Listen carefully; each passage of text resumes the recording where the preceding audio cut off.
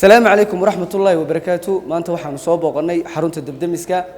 عيدا كقرن كجمهورية السوماليلان runtii farxad weyn bay noo tahay inaan soo booqano aniga iyo dhalinyar baraha bulshada isticmaasha oo ka caana oo dad garanaysa badankiinu runaantii bulshada waxaan doonayaa in hal kelmad ama laba kelmadood inaan iraahdo halkana ka iraahdo runtii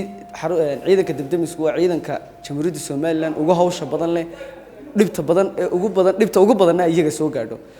waxa loo baahan yahay inaynu garab galno inaynu caawino inaynu garab istaagno waxaad arkaysaan mararka qaar in xaafadaha qaar laga shiido in laga dhibaateeyo in dhagax soo gaadho in qaarkood maaragtay laxaadkooda ku beelaan saasina waa sharaf darro wax wanaagsan maaha qiyaaso qof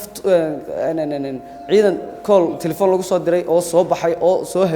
habeeyay oo soo baxay intaas oo dhan soo socday waqtiga baxaya iyo intaas oo hawlo ku baxaysa qiimee adiguba runtii waxa aad iyo aad looga wanaagsan yahay in maaragtay qof shiiday aad ku daawato ka shiiday ee garaadkiisu kala dhiman yahay isku daynaad adigu ka qabato ciidanka dibadamisku qarankeena waxay ugu jiraan ama bulshadeena kaalin aad iyo aad u weyn bay ugu jiraan hal la caawiyo hal garab istaago insha Allah ta'ala anaguna waxaanu ku dadaali doonaa inaan garab istaagno aan maaragtay caawin doono insha Allah ta'ala ciidanka dibdamiska waxay looga baahan yihiin inaan garab siino hadii noqoto dhinaca social media haba ama hadii noqoto dhinaca kalaba haddaad aragtaan ciidanka dibdamiska howlgal ku socdaan inaad rafaadaysaan ama wax dhibaato u geystaan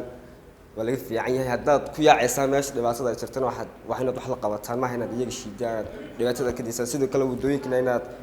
dhinaca u yar beedaan waxa jira gawaari badan isku dhiga marka waxa la dhinaca dhibaatooyinka gawaarida ay dhinac walba shiidka in laga daayo haddana maanta anaga dalkeena dhisan weyna cid kale oo dhisaysa ma jiro dadkeena garab siin weyno laakiin inta xoog hayso aqliga hayso wax kasta hayso aan waxaan ku oran lahaa ciidanka ku gargaar si kasta oo aad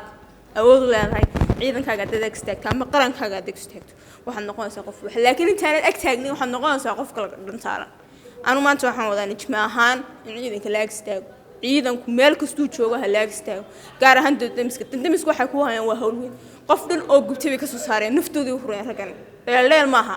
bisad baa weer god haday ka soo laga soo dabaxay intaan xaruntan ku sugan ma sha Allah si qurux badan bay ciidanku noo soo dhaweeyeen waxaan ku raahdaa waxyaalo badan oo noo kordhay intaan goobtan ku sugnayn ayaa jira oo haday tahay ciidanka qalabka dibdamiska qaabka ay u isticmaalaan iyo qaybo